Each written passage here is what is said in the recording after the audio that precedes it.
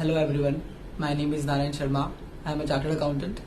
This is my first YouTube video and the current purpose of starting this channel is to help CA students fraternity.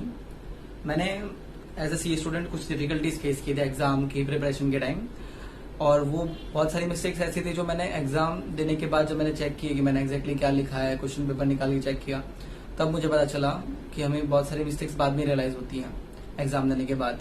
सो मैं आपको कुछ छोटी छोटी tips दूंगा जो बहुत इफेक्टिव होंगी और जो आपको डेफिनेटली एग्जाम प्रिपरेशन में हेल्प करेंगी। So the topic of the video is how to attempt CA final और IPCC papers, tips and tricks.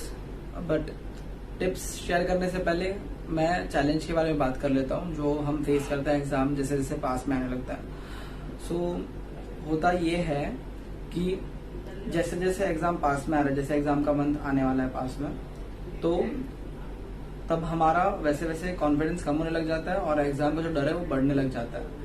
और मैं अपने फ्रेंड्स और सीनियर से बहुत पूछता था कि एग्जैक्टली मैं क्या पढ़ूं, कहाँ से कौन सी बुक से पढ़ूं, कितना पढ़ना चाहिए, मेमोराइज करना चाहिए या और मेमोराइज करूँ तो कितना करूँ, या फिर ओन वर्ड से लिखूंगा तो चलेगा क्या। तो इन सब टॉपिक्स पे मैं सेपरेट वीडियो बनाऊंगा जो मेरे हिसाब से करना वर्थ था और जो मैंने किया था, और कुछ चीजें जो मैंने की थी जो उतनी इफेक्टिव नहीं थी, जो आपको नहीं करनी चाहिए, उसमें टाइम नहीं लगाना चाहिए, क्योंकि ये एग्जाम स्कूल कॉलेज के जैसा इजी तो है नहीं। हमारा CA बनना और ना बनना इस एग्जाम के रिजल्ट पर डिपेंड करता है। सो स्ट्रेस और फियर तो आना ऑब्वियस है, बट चैलेंज भी यही कि हमको स्ट्रेस और फियर कंट्रोल करना है ताकि हमारा परफॉर्मेंस एग्जाम में उस पर असर ना पड़े।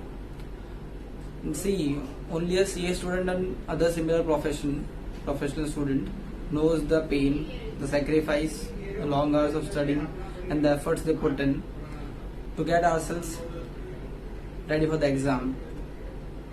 So, इनके लिए मेरे दिल में बहुत ही ज्यादा रिस्पेक्ट है क्योंकि मैं इन चीजों से थोड़े टाइम पहले गुजरा हूँ। और अब ज्यादा टाइम ना लेते हुए मैं टिप से स्टार्ट करता हूँ। Tip number 1, question 1, the game changer. Don't read question 1 in the beginning because ICI क्या करता है, हर क्वेश्चन पेपर में मेजॉरिटी ऑफ द टाइम्स कुछ ना कुछ ऐसे ट्रिक देगा क्वेश्चन 1 में जिसमें हम अटक जाएंगे। मतलब या तो हमने वो देखा नहीं होगा, या फिर वो ऐसा कुछ डिफिकल्ट होगा, या फिर ऐसा होगा कि हमने देखा हुआ है पर उसमें कोई ना कोई ऐसी ट्रिक होगी जिससे हम कंफ्यूज हो जाएं। तो आप क्या कर सकते हो, या तो आप क्वेश्चन 2 से पढ़ना स्टार्ट करो या फिर क्वेश्चन 6 जो लास्ट क्वेश्चन होता है उससे रिवर्स ऑर्डर में पढ़ो। क्योंकि होता क्या है, जब क्वेश्चन 1 हम रीड करते हैं और उसमें ही जब अटक जाते हैं ना, तो माइंड में बहुत सारे थॉट्स आते हैं। मुझे पर्सनली मुझे तो काफी आदत है, जैसे कि अभी फर्स्ट क्वेश्चन है, इसमें ही मुझे नहीं आ रहा, इतना ही नहीं कर पा रहा मैं, तो आगे क्या करूंगा। फिर अभी अगर अटेम्प्ट लग गया तो आगे क्या होगा, ये 2 सब्जेक्ट स्कोरिंग था मेरे लिए, इसमें मुझे फर्स्ट क्वेश्चन नहीं आ रहा है, ऐसे सब थॉट्स आते हैं। तो बेटर ऑप्शन है कि आप क्वेश्चन 2 से या क्वेश्चन 6 से रिवर्स में पढ़ना स्टार्ट करो, वो बेटर रहेगा। So the second tip is sequencing of questions. ये सबसे इंपॉर्टेंट टिप है जिससे आपके कुछ मार्क्स डेफिनेटली इंक्रीज होंगे। ये मैंने मेरे ग्रुप 2 पेपर्स में CA फाइनल के यूज की थी और इससे मेरे पेपर स्मूथली कंप्लीट हुआ थे जितना मुझे आता था पेपर में। सो एग्जैक्टली आपको करना क्या है, आपको क्वेश्चन पेपर मिला, आपने सारे क्वेश्चंस 6 के 6 रीड कर लिए और अब आपको एक क्वेश्चन ऑप्शन में छोड़ना है।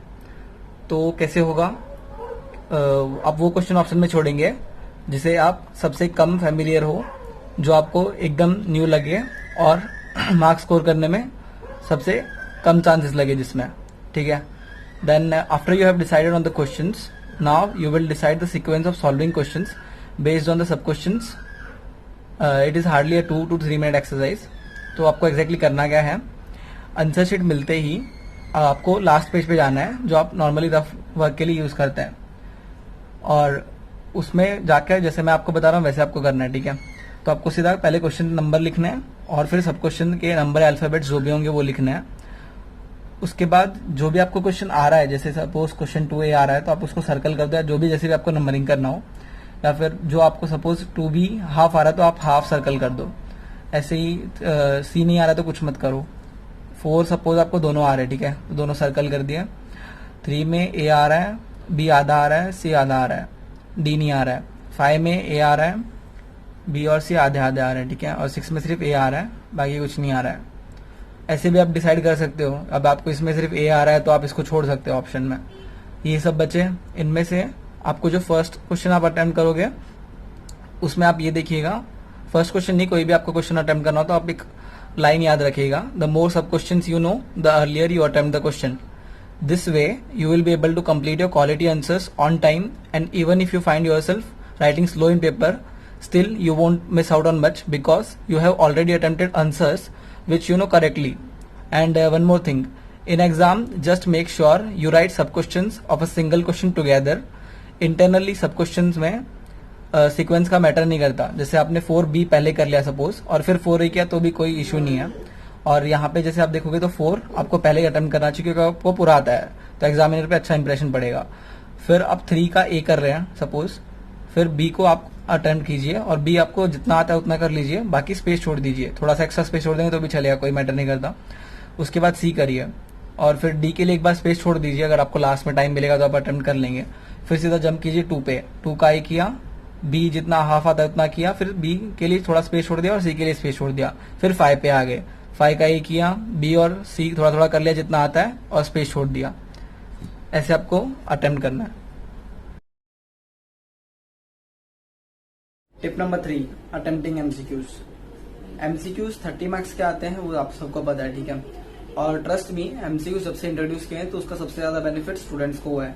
और अभी जो एग्जामिनेशन कमेटी की रिपोर्ट आई थी, ड्राफ्ट रिपोर्ट, उसमें मेंशन किया था कि अभी जो भी अटेम्प्ट होंगे उनमें स्टूडेंट्स को जो क्वेश्चन बुकलेट है वो कैरी करने देगी आईसीए। तो जो सस्पेंस था ये क्वेश्चन कैसे आते हैं और जो हमने टिक किया है वो करेक्ट है कि नहीं, तो वो भी इशू सॉल्व हो जाएगा। और प्लस हमें पता चल जाएगा कि एग्जैक्टली हम मिस्टेक्स हमने की थी या नहीं एमसीक्यूज में। सो एमसीक्यूज कब अटेंड करना चाहिए?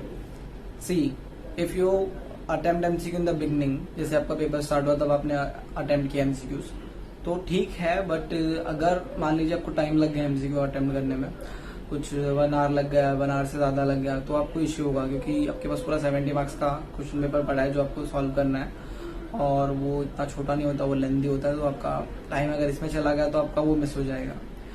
फिर अगर आप एमसीक्यूज लास्ट में अटेम्प्ट करते हो तो there are chances that you might miss on some MCQs due to lack of time, क्योंकि 70 मार्क्स का तो पेपर बड़ा होता है और हमको बहुत बार ध्यान नहीं जाता कि हम लिखते जा रहे हैं, एक्सप्लेन करते जा रहे हैं, तो तब आपके एमसीक्यू छूट जाएगा। और एमसीक्यूज ही are the only questions which guarantee you full marks. और प्रैक्टिकल क्वेश्चंस भी जो होते हैं उनमें भी चांसेस है कि आपके मार्क्स कर सकते हैं, बट एमसीक्यूज में कट नहीं कर सकते। आपका राइट है तो राइट मिलेगा, रॉन्ग है तो रॉन्ग मिलेगा, पूरे मार्क्स मिलेंगे आपको 30 चांसेस, आप 30 के 30 स्कोर कर सकते हो, तो लास्ट में भी वर्थ नहीं है अटेम्प्ट करके। सो जो मैंने किया था और जो आप कर सकते हो वो ये है कि आप पहले थियोरेटिकल पार्ट स्टार्ट करो 70 मार्क्स वाला, और उसमें 28 to 30 मार्क्स अप्रॉक्स स्टार्टिंग में फर्स्ट आवर तक का टारगेट रखो। फर्स्ट आवर या 1 आवर 5 मिनट्स तक आप कंप्लीट कर लो 30 मार्क्स का पेपर, फिर आप एमसीक्यू पे जंप करो।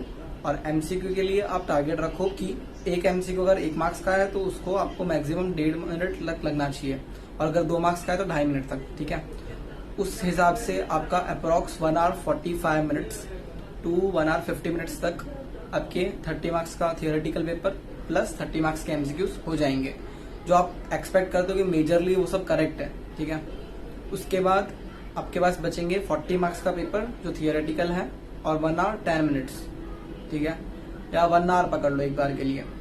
तो आपको 40 मार्क्स का अटेम्प्ट करना है 1 आवर में, तो वो कंपैरेटिवली इजी हो जाएगा। रीजन, क्योंकि आपको 40 मार्क्स में से मेजरली सब स्टूडेंट्स को ऐसे ही होता है कि 10 to 50 मार्क्स का पता ही नहीं होता कि एग्जैक्टली पूछा क्या उसमें, हमको नहीं आ रहा होता है कि वो कहाँ से पूछा, या हमको हमारा वो सिलेबस रिवाइज नहीं हुआ।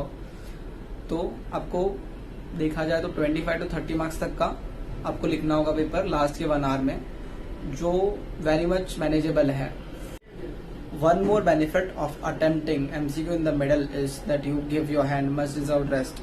बिकॉज होता क्या, हम लिखते रहते हैं ना कंटिन्यूअसली, तो हमारा हाथ बहुत पेन करने लग जाता है, और अगर आप बीच में एमसीक्यू अटेंड करोगे तो आपके हाथ को भी रेस्ट मिल जाएगा एक बार के लिए, ताकि आप लास्ट जो 1 आवर है उसमें फटाफट लिख सको, आपकी स्पीड भी कॉम्प्रोमाइज नहीं होगी और आपकी राइटिंग भी comparatively. Tip number 4, less time more questions. हमेशा एक बात ध्यान रखिएगा कि आप ज्यादा एवरेज आंसर्स लिखेंगे तो आपको ज्यादा मार्क्स मिलेगा कंपेयर टू कम परफेक्ट आंसर्स लिखना। ठीक है, तो मैं 3 सिचुएशंस डिस्कस करूंगा। फर्स्ट सिचुएशन में जब दोनों आपके पास मान लीजिए 20 मिनट्स हैं और आपको 2 प्रैक्टिकल क्वेश्चंस करने हैं। सेकंड सिचुएशन में 20 मिनट्स और 1 प्रैक्टिकल और 1 थियरी क्वेश्चन, और थर्ड सिचुएशन में दोनों थियरी क्वेश्चन। तो फर्स्ट सिचुएशन में जब दोनों प्रैक्टिकल हैं तो आप क्या कीजिएगा कि फर्स्ट क्वेश्चन के कैलकुलेशन पार्ट जो भी है वो आप कर लीजिए, एक्सप्लेनेटरी नोट्स के लिए जगह छोड़ दीजिए और सीधा सेकंड क्वेश्चन में जंप कर लेना। फिर सेकंड क्वेश्चन की कैलकुलेशन का जो पार्ट है वो कीजिए, फिर फर्स्ट क्वेश्चन के या सेकंड क्वेश्चन के जिसका भी आपका मन हो उसके एक्सप्लेनेटरी नोट्स लिख देना अगर टाइम बचे तो। सेकंड सिचुएशन में जब एक प्रैक्टिकल है और एक थियोरिटिकल क्वेश्चन है तो उसमें हमेशा प्रैक्टिकल क्वेश्चन से स्टार्ट करो, कैलकुलेशन पार्ट कंप्लीट करो और उसका एक्सप्लेनेटरी नोट्स लिखने की जगह पे उसके जगह छोड़ दो, और फिर थियोरिटिकल क्वेश्चन में जाओ और उसके पॉइंटर्स जो भी पॉइंटर्स हैं प्लस उसका जो एक्सप्लेनेशन है वो 2-3 लाइन में एक्सप्लेन कर दो, ज्यादा लेंथी मत करना। फिर आपके पास अगर टाइम बचता है तो जो प्रैक्टिकल क्वेश्चन था उसके एक्सप्लेनेटरी नोट्स लिख देना, वरना अगर नहीं बचता है तो कोई बात नहीं। और अगर थर्ड सिचुएशन में जब दोनों थियरी आंसर हैं तब आपको क्या करना चाहिए, जो आपको ज्यादा अच्छे से आता है, जिसके आपको कीवर्ड्स याद हैं, जो जैसे लैंग्वेज आईसीआई की स्टडी मैट में जहां से भी आपने पढ़ी थी ज्यादा जिसके कीवर्ड्स याद हैं उससे आप स्टार्ट कीजिए। और मान लीजिए अगर दोनों क्वेश्चन में 8-8 पॉइंट्स हैं जो आपको आंसर में लिखने हैं, तो अगर फर्स्ट क्वेश्चन है आपने जो स्टार्ट किया उसके 6 पॉइंट लिखेंगे आप। अगर आपको 8 पॉइंट याद है तो बेस्ट है, फिर 8 पॉइंट लिखिए, बट शॉर्ट में लिखना। आप ज्यादा एक पॉइंट को स्ट्रेच मत करना, भले आपको याद हो पूरा तो भी ज्यादा स्ट्रेच मत करना। इससे अच्छा दूसरा लिख लेना, वो ज्यादा बेटर रहेगा। उससे आपके ऑन एन एवरेज मार्क्स बढ़ते जाएंगे। आपको मैक्सिमम स्कोर करना है, आपको एक क्वेश्चन में स्कोर नहीं करना, आपको पूरे पेपर में स्कोर करना है। So that's all for this video, guys. Thank you so much for watching it. Soon I will be uploading subject wise videos on strategies for preparation and the books referred by me. Till then, stay home, stay safe, and goodbye. If you really like this video, hit the like button, comment and subscribe to the channel for more such videos. Thank you.